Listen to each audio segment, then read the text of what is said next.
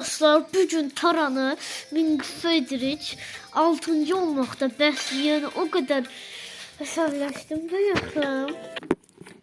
Kazandım, 3. oldum. 990. Bunda da videodaydım. Kışkırtmadım, hesablaşıp bilmedim.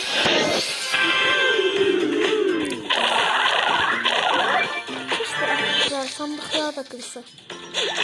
Sandıklar kırır, öyle şeyler.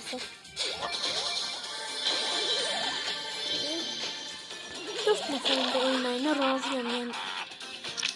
Bu kadar karanlık olmalı istiyorum ki. Şimdi en sevdiğim 3. karakter Taran.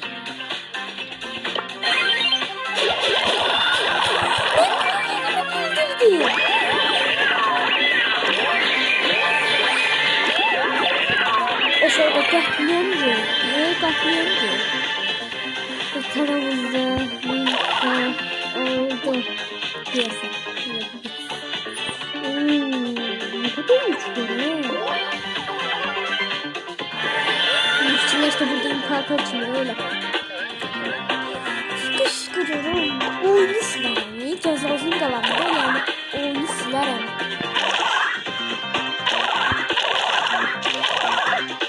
Kuma şey yapsın. Hayır. Ağzımdan söz kurtarmadı bu. Ağzımdan kurtarmamış sözü.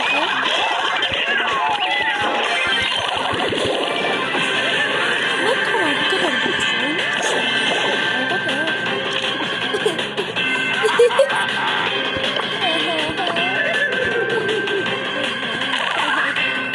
Video uzatma.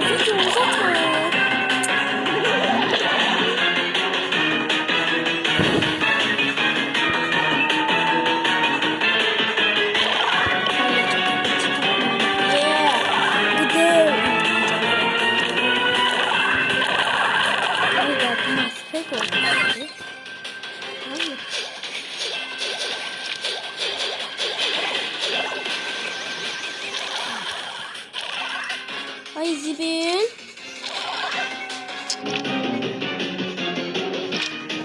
Hesaplaşıram bol. Allah hakkı hesaplaşıram ay bol. Nasıl? Ay Zibil. 9 canlı bir şık değil. Ve Tara da oldu.